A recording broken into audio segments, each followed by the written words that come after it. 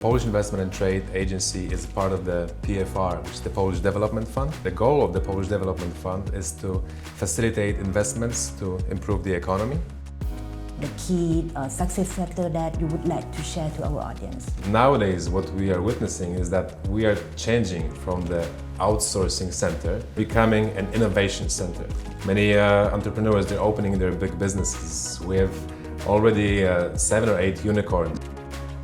What advice would you give to a Polish entrepreneur who would like to expand to Southeast Asia, particularly Thailand? In terms of Thailand, I think research is super important. I think you need to commit some time, some resources to coming to Thailand, networking a bit, making some meaningful connections, finding a business partner, and this takes time. One key message for Polish entrepreneur who want to come to Bangkok, and another one key message for Thai company who would like to partner with a Polish company. What should be that?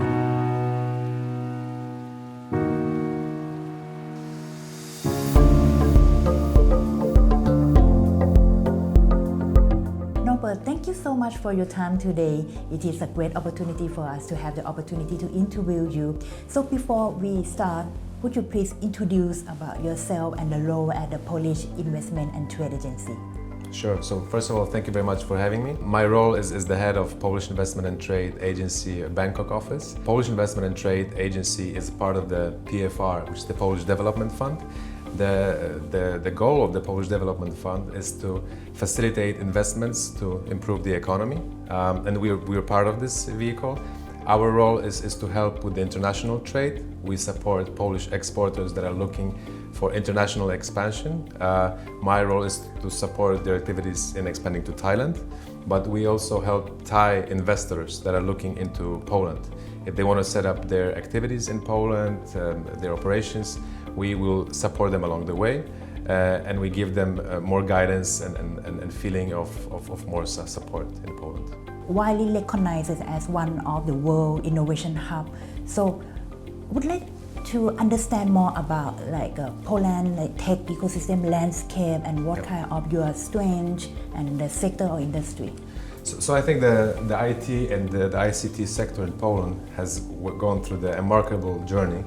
I think it accounts for around 8% of the GDP right now. Last year it went up by 19% and it is expected to grow in a very quick way. So I think it contributes a lot to the Polish economy and in many ways. So I think it's important to start where is it coming from, and I think it's coming from the talent side. Poland has been always very strong in engineering, information systems, education. So that was the foundation. So we have a big pool of talented people, and we see that within the last 10-15 years, many companies were built on this foundation.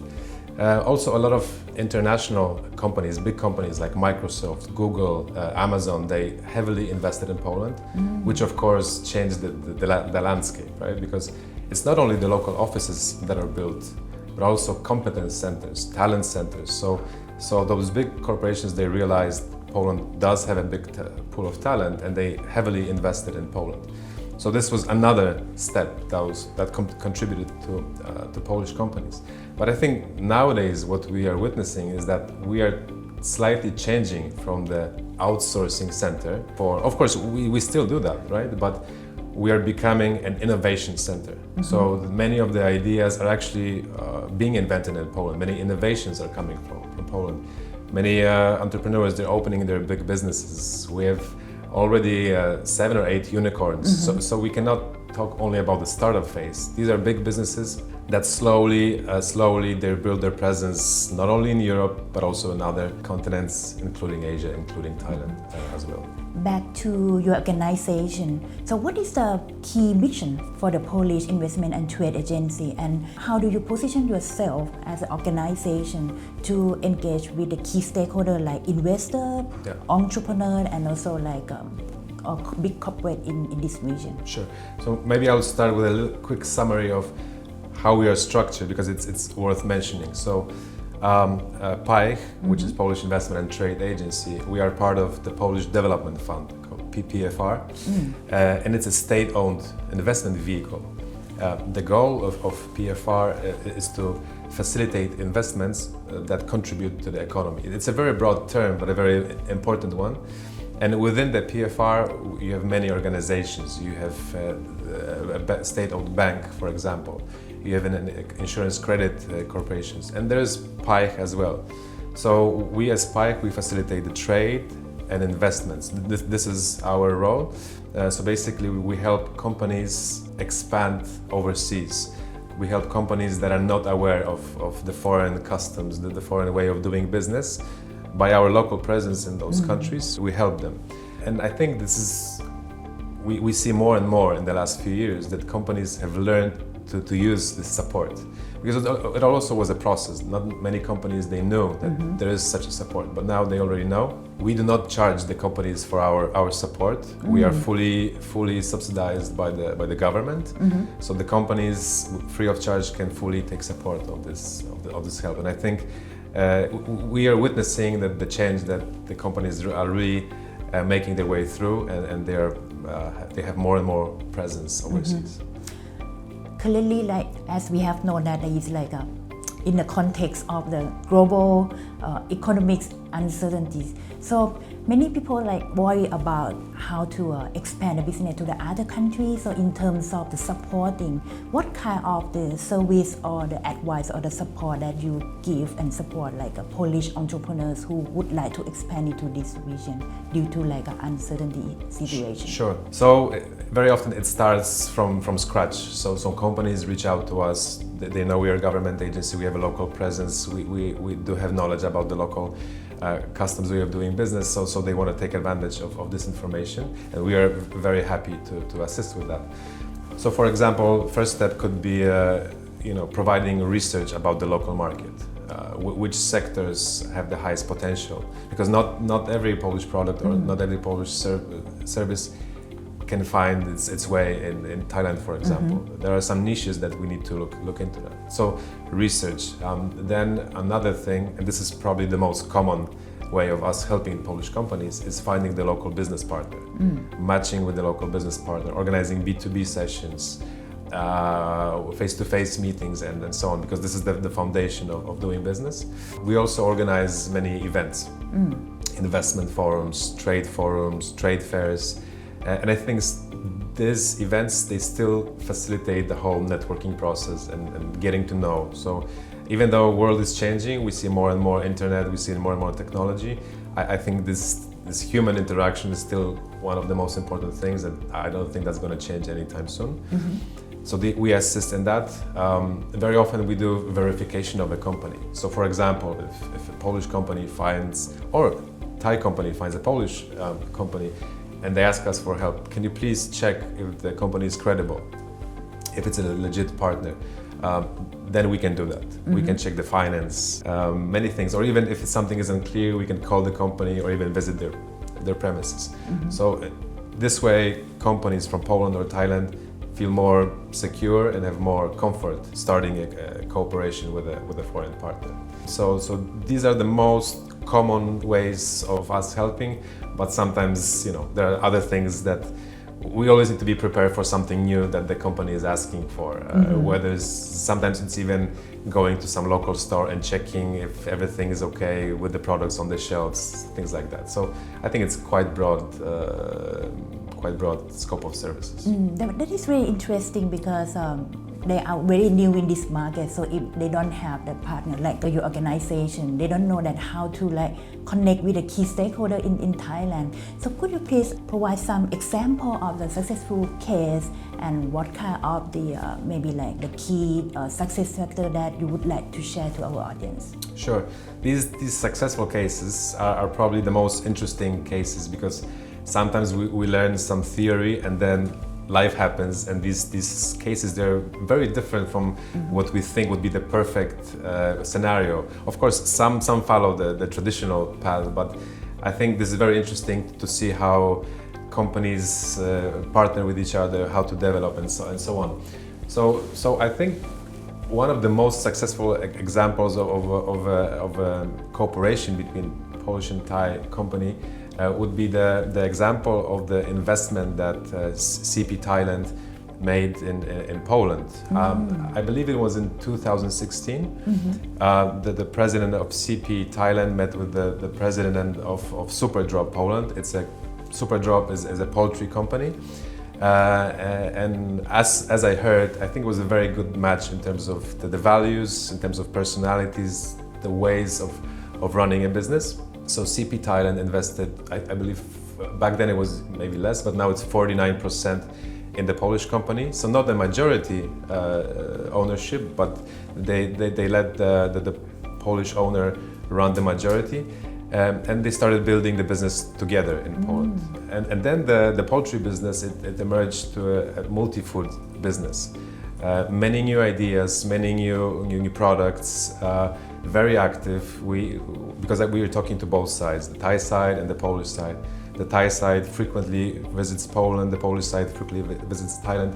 It's a very active cooperation, and now it's turning into a very modern multi-food group in Poland as well. So we also see some Polish products coming into Thailand based on this relationship, and I think the whole foundation again is similar values, similar idea of doing business. It's a long-term game, definitely. And looking ahead to the next few years, what are the major plans for the Polish Investment and Trade Agency that in terms of like a Southeast Asia engagement? So I think we have many plans, but if I had to name something that I believe is the most important, is that Poland still does not yet have such a strong recognition here in ASEAN region, in Thailand. Poland already has a very strong recognition in Europe and in the United States. Many people are already aware that Poland has been one of the most successful cases of a country transition in the last 30 years. We are one of the fastest growing countries in the European Union. Remarkable transformation. But I still believe that in ASEAN region, in Thailand, this is not yet such a widespread knowledge. So I believe this is our role, both the trade office as well as the embassy, is to work on changing this perception, promoting our country from the tourist side, because it's a beautiful country, but also from the business side. For the Thai people to understand why it's important, why it's a good idea to do business with Poland. What happened in Poland in the last 30 years that this transition is so successful, and simply explore a bit more if they haven't done so yet. So I think this is one of our main missions for the upcoming years, and I hope we can be successful in that. So creating awareness of this region is very important, and actually like the market is here just like to understand more about the Of course, and I think just to give you an example, it works both ways. So of course Thailand has a very big recognition in Europe and Poland. But when I first came here to Thailand 7 years ago, I think many Polish companies, they perceive Thailand as a tourism destination with amazing culture, with amazing country, people and so on. But not many people knew about the business opportunities in Thailand. So that works both ways. Many companies from Thailand, maybe they've heard already about Poland because there's a lot of good things happening, but maybe they have not yet processed this concept of doing business with Poland. And with the upcoming free trade agreement between Thailand and the European Union, I think many things can change, and it's worth being in the right place at the right time. So if they know that, okay, Southeast Asia is a very interesting market and they would like to expand into this region, what advice would you give to Polish entrepreneurs who would like to expand to Southeast Asia, particularly Thailand?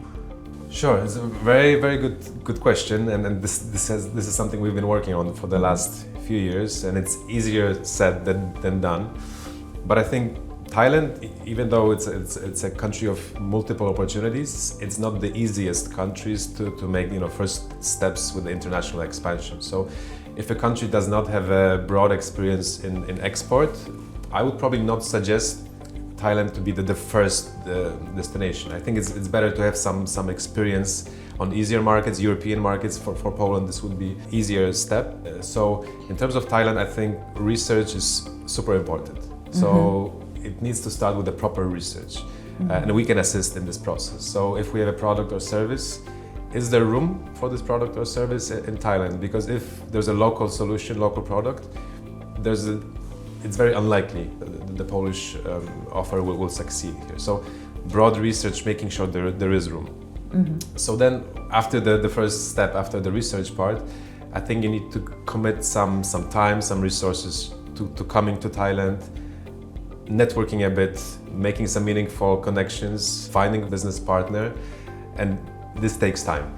So I think you need to be ready to commit some time, because in Poland sometimes we still have this modern way of doing business, of the Western way of doing business.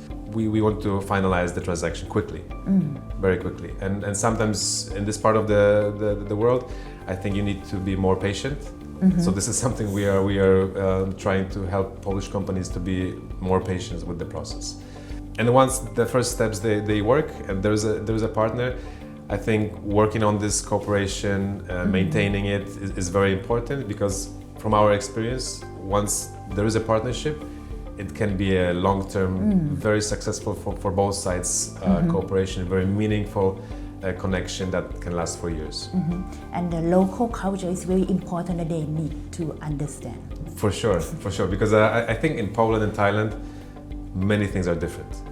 Many things are different, at least on the outside, because then if you dig in a little bit more, many things are more similar. So we always try to explain Polish companies how things work here, that sometimes the pure business offer can be not as meaningful if the other things don't add up, if there's no connection, if there's no trust, if there's no bond, and so on. So we need to look at all these things. So it's not jumping to the details of the offer right away. First making some contact, some bond, understanding the local culture. Marketing is completely different in Thailand and in Poland. So sometimes companies are a bit surprised how things work here. But I think if someone is really willing to put this effort and time and so on, they will make it just fine. Last but not least, one key message for Polish entrepreneurs who want to come to Bangkok, and another one key message for Thai company who would like to partner with a Polish company. What should be that one? Sure. So I think in regards to the Polish companies, that I covered a little bit, so I might repeat myself a little bit, but I think having the right research, allocating some time and effort, but then if things work out, it really can be one of the most meaningful cooperations Polish companies can imagine. So it's definitely worth it, and it's definitely a long game. So if with this kind of mindset, I think Polish companies can really find their way in Thailand. And for the other way, I think what I would advise to Thai companies, if they haven't heard yet much about Poland, then maybe it's a good idea to realize that Poland has been, it went through one of the most remarkable transitions in the last 30 years in Europe. Many things have changed, many things totally different. It's a very modern country, very beautiful country. So I would highly advise to explore these opportunities. I think the time to explore Poland is definitely now. And also it's a beautiful country. So in terms of tourism, if the Thai company, they haven't been yet to Poland, I would strongly advise to visit Poland. This year, many foreign magazines, Forbes, New York Times, and many others, they put Poland on the top list of countries to visit for 2026 because of the vibrant atmosphere, because of the things that are changing in our country, the business climate, and so on. So again, I would like to invite everyone to visit, and we can of course support. Cool. I think that there is a lot of opportunities that we can work and collaborate together. So thank you so much, Norbert, for your time today. Thank you very much. Thank you.